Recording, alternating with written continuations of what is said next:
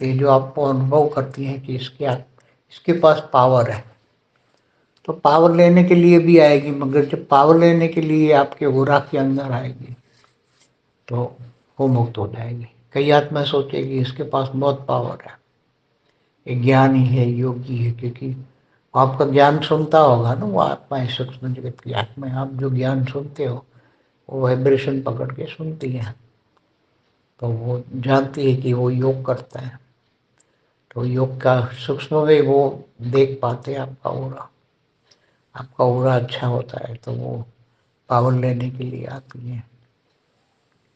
इसलिए हमेशा ज्ञानी तू योगी तू आत्माओं को ये सब चिंता करने की जरूरत नहीं है। दुनिया की कोई भी भूत प्रेत आत्मा है, ऐसे ज्ञानी योगी आत्माओं को कुछ भी तंग नहीं कर सकते, बल्कि मुक्त हो जाती है आत्माएं। खुद ही स्वयं ही मुक्ति के लिए अंदर ओरा में प्रवेश करके मुक्त हो जाती है। और जब अंत में तो घर में लाइट हाउस बनेगा तो दुनिया भर की आत्माएं वहाँ मुक्ति के लिए अंत में आएगी लाइट हाउस में। इसलिए बच्चों को अभी से पुरुषार्थ करना चाहिए आत्मस्वरूप। बाकी भक्ति मार्ग में तो ऐसे मोक्ष पाने के लिए या मुक्ति देने के लिए अलग अलग नदी के घाटों पर जाती हैं, बड़े बड़े तांत्रिकों के पास जाती हैं, ऐसी आत्माओं को ले जाते हैं, अलग अलग विधियां कराते हैं लोग और फिर उसको मुक्ति देते हैं। मगर वास्तव में वो आत्माएं जाती नहीं है।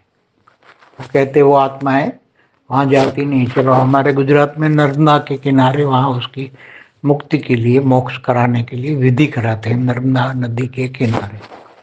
मगर नर्मदा नदी के किनारे जब वो विधि कराते तो वो आत्मा वहां से चोरी, वो उसको जो सूक्ष्म जगत वाली आत्माएं, जो विधि कराने वाली आत्माएं होती हैं, इनके साथ भी आत्माएं होती है, तो वो विधि कराते वक्त वो आत्माओं को पकड़ के अपने पास रख लेते, जबरदस्ती रख लेते। मगर वो पितुओं का मोह अपने घरों में होता है, इसलिए कभी न कभी जब उसको चांस मिल जाता है तो वहां से भाग जाती है आत्माएं, उनके कंट्रोल से बाहर हो जाती है और भाग जाती है और अपने घर में वापस चली आती है। ऐसा ही होता है सब कुछ।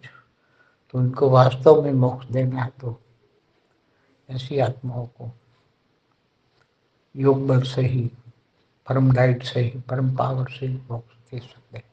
परम लाइट के बिना मोक्ष नहीं दे सकते।